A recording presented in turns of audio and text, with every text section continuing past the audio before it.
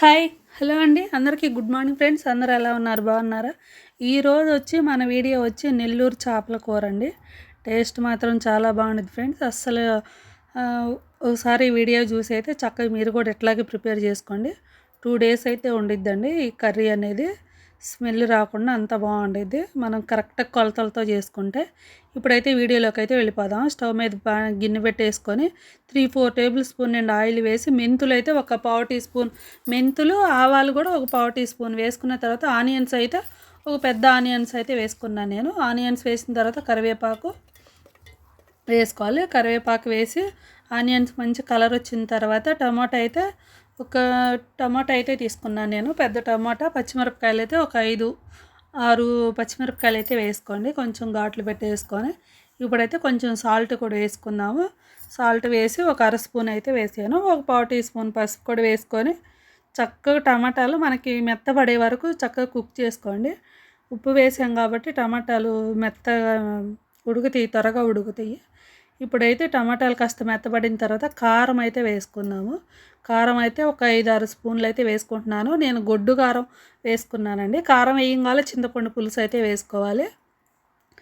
కారం మాడకూడదు అసలుకి. చింతపండు వచ్చి నేను 100 గ్రాములు అయితే తీసుకున్నాను. 100 గ్రాములు చింతపండు తీసుకొని ఒక 3/4 లీటర్ వాటర్ అయితే వేసుకోవాలి. కొంచెం మనకి 3/4 లీటర్ అంటే అర లీటర్ కన్నా కాస్త ఎక్కువ తీసుకోండి. ఇప్పుడైతే కొంచెం ఉప్పు కూడా వేసుకొని ఉప్పు కారం అయితే చూసుకోండి.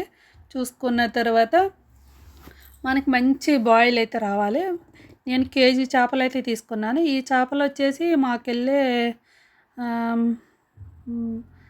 ఏందో ఈ చేపలు వచ్చేసి బుడాలు అంటారు ఫ్రెండ్స్. ఇవి మొయ్యి చేపలు అంటారు. మొయ్యి చేపలు పెద్దవైతే మొయ్యలు, చిన్నవైతే బుడాలు అంటారు. ఇప్పుడైతే మంచిగా ఈ పులుసు అనేది కొంచెం దగ్గరకు వచ్చిన తర్వాత అప్పుడైతే ముక్కలు వేసుకోవాలి. తెరలంగాలు అయితే వేసుకొని అవసరం లేదు. తెరిలినాక ఒక 2-3 నిమిషాల తర్వాత అయితే చేప ముక్కలు అయితే వేసుకుంటున్నాను నేను. మొత్తం ఇట్లా పరిచేసుకుంటున్నానండి. ఈ చేపలు అసలు ముళ్ళు కూడా ఉండదు ఫ్రెండ్స్, చాలా బాగుండేది. ఇట్లాగే మనం బొచ్చి గెండు కూడా చేసుకోవచ్చు. ఇట్లా మొత్తం పరిచేసిన తర్వాత ఫస్ట్ డే కాబట్టి గంటి పెట్టి అన్నీ చక్కగా ముక్కలన్నీ సర్దుకోవాలి. ఇట్లా సర్దేసిన తర్వాత మూత పెట్టేసి కుక్ చేసుకోండి.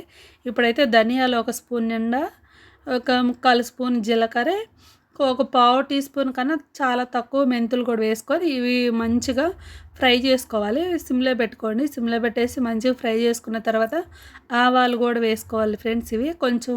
ఇవి ధనియాలు కొంచెం ఫ్రై చేసుకున్న తర్వాత ఆవాలు కూడా ఒక పావు టీ స్పూన్ వేసుకొని ఇవి చూసారు కదా ఆవాలు చిటపట అంటా ఉన్నాయి. ఇప్పుడైతే స్టవ్ ఆఫ్ వేసుకొని మెత్తగా దంచుకోవాలి. మనం రోట్లోనే దంచుకోవాలండి.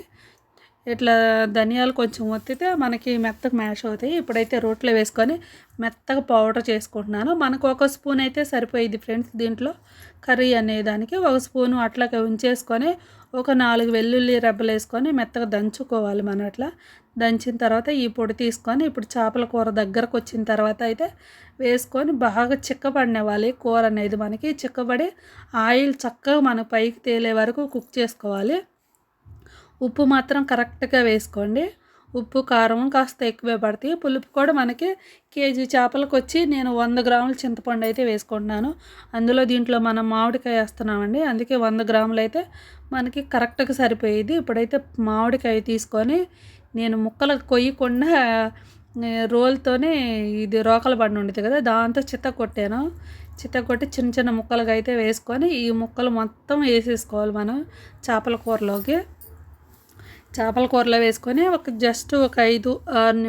5-6 నిమిషాలు అయితే మనకి ఈ మామిడికాయ అనేది త్వరగా కుక్ అయిపోయింది. మనకి మామిడికాయ కూడా ఎక్కువ టైం తీసుకోదండి ఉడికేదానికి. ఒక 5-6 నిమిషాలు అయితే చక్కగా ఉడికిపోయింది. ఇప్పుడు ముక్కలన్నీ వేసిన తర్వాత మూత పెట్టేసి కాస్త దగ్గరకు అయితే చూడండి. ఒక 5-6 నిమిషాల తర్వాత అయితే చూపిస్తున్నాను. చేపల కూర అయితే రెడీ అయిపోయింది ఫ్రెండ్. టేస్ట్ మాత్రం చాలా అంటే చాలా బాగుంటుంది. పర్ఫెక్ట్గా నేను చెప్పిన కొలతలతో అయితే చేసుకోండి. టేస్ట్ మాత్రం తర్వాత చూసి మీరే అంటారు బాగుందని చెప్పేసి. అంత బాగుంటుంది. మన కర్రీ అయితే రెడీ అయిపోయింది. లాస్ట్లో ఉంటే కొంచెం కొత్తిమీర అయితే వేసుకోండి. నేను కొత్తిమీర కూడా వేయట్లేదు. ఇప్పుడైతే నేను వేరే గిన్నెలోకి అయితే తీసుకుంటున్నాను.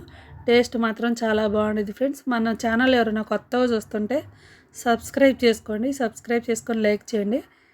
ఈ వీడియో అయితే ఇంతటితో ఎండ్ చేస్తున్నాను ఫ్రెండ్స్. అందరికీ బాయ్ అండి.